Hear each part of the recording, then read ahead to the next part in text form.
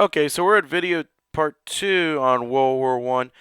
And first we talked about why countries are where they are today. We defined the terms of what's the difference between a nation, a state, nation having cultural similarities. A state is a sovereign or independent territory run with its own government. And now we're going to talk about Maine, the main causes of World War One. And I really like this acronym.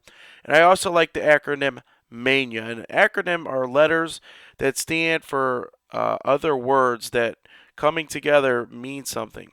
So the M in Maine stands for one of the first causes of World War One, which is militarism. Now, militarism is the belief or desire of a government or people that a country should maintain a strong military and be prepared to use it aggressively to defend or promote national interests. Of the world powers, you could argue that the United States is the most militarized country or nation state out there. We have the largest military. I think we're something at twice the size of all the European nations combined, and probably the second runner up would be China, and they're still maybe at half capacity of what we actually have. Now, under a militaristic theory, and many people in America believe in this, that if we build bigger, stronger, better weapons, then nobody will ever threaten us, and we can also dominate through even fear of going to war with America or other countries. So, what's going to happen during World War One is, for example, France will build the biggest and best battleship, or Germany built the Bismarck, the superpower battleship, which England, who had the biggest navy at the time, feared being not having the control of the waters through a navy. So they built even a bigger and better battleship.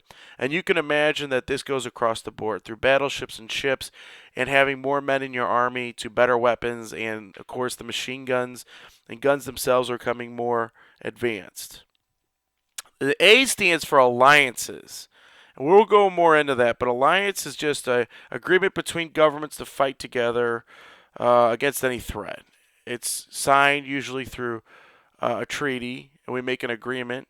Our closest ally is, who do you guys think? It's Great Britain. One good example of alliance not working is with Great Britain. We had one circumstance was Barack Obama was considered leading a war on Syria because they'd used chemical weapons. So they, of course, went to our closest ally, Great Britain, and Prime Minister Brown had said, "I will talk to Congress and see about backing you up." And what their Congress is actually called a Parliament.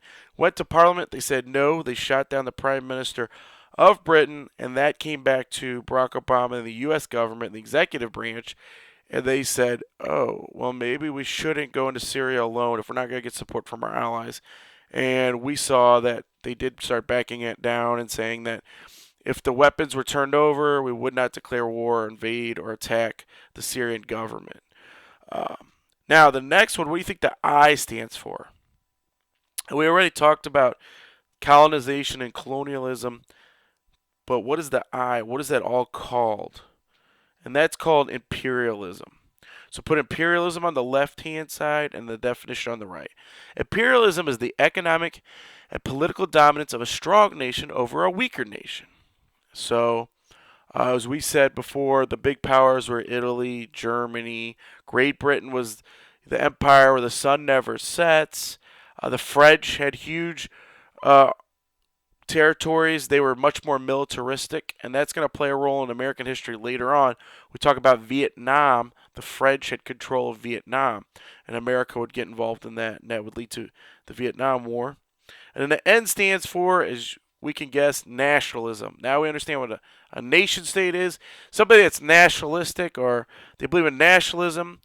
That is the belief that people should value and hold their nation or country before anything else. You could see in our culture in America that we do things that are very nationalistic.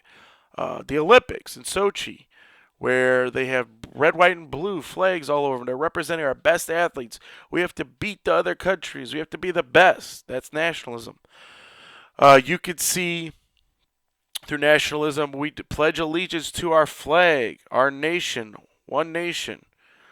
These are all nationalistic things that we do at school, and even when you go to a baseball or a hockey or a football game, they sing the Star Spangled Banner.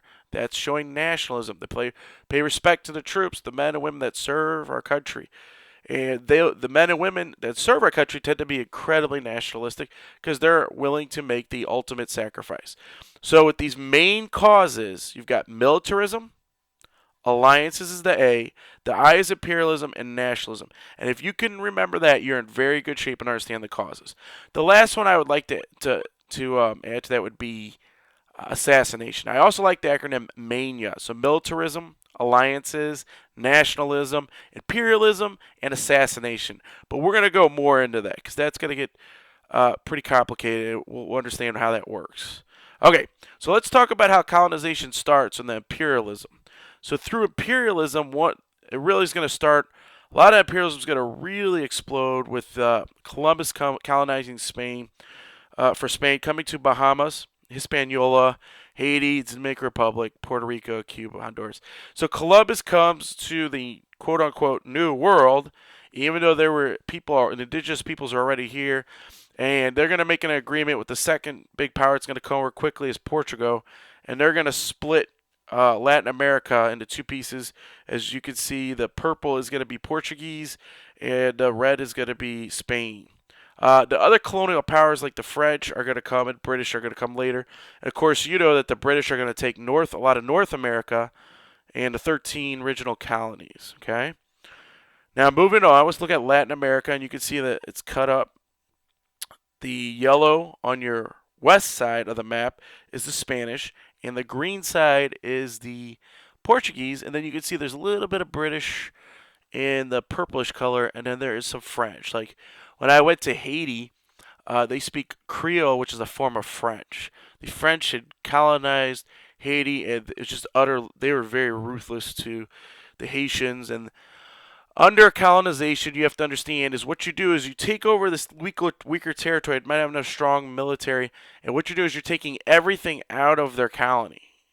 You're taking their wood, their gold, their raw materials, and you're importing it, bringing it back to your country to make finished goods like clothes or tables or furniture. And then here's where you really get them a second round. You sell the furniture and clothes back to them. So you pay them low to almost, sometimes they had slave labor in the Americas, no wages, and then you make them buy clothes that you produce at a much higher cost. The Spanish were joined by the Portuguese, French, British, and colonizing the rest of Latin America. But we have to keep moving on.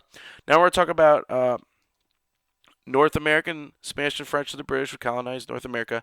This is a better map. You can see where's St. Louis. Who really had control over St. Louis under the North and South America colonization? And if you look at the green, according to the key, you can see that it was the French.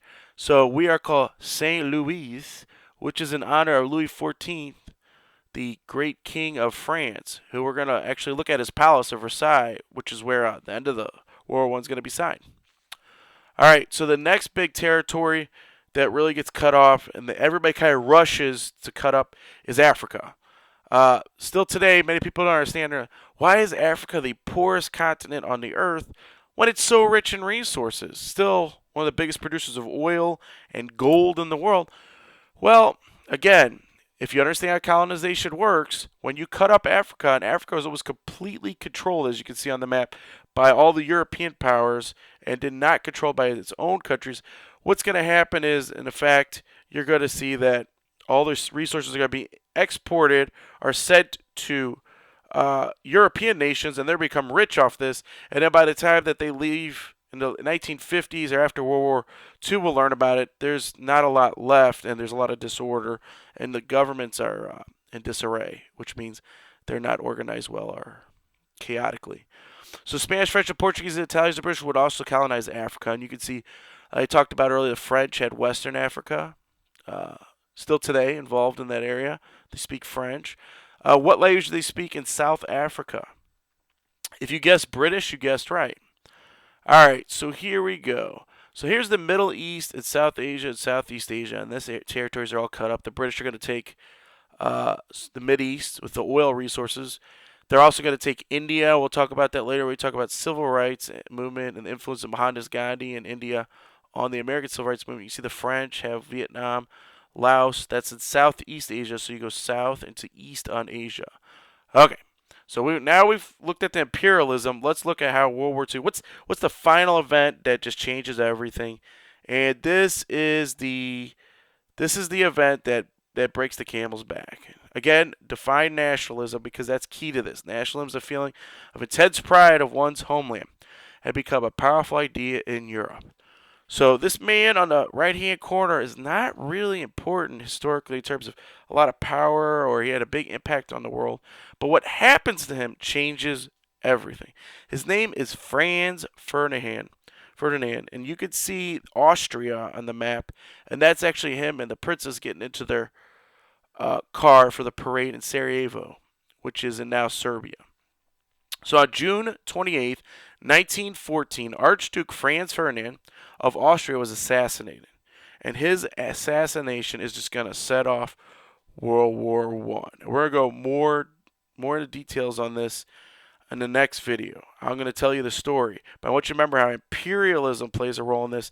And we're going to stop there and we'll get ready. We'll talk about how Archduke Franz Ferdinand, which would have been like a prince, his assassination changes and starts World War One. All right, I'll see you guys.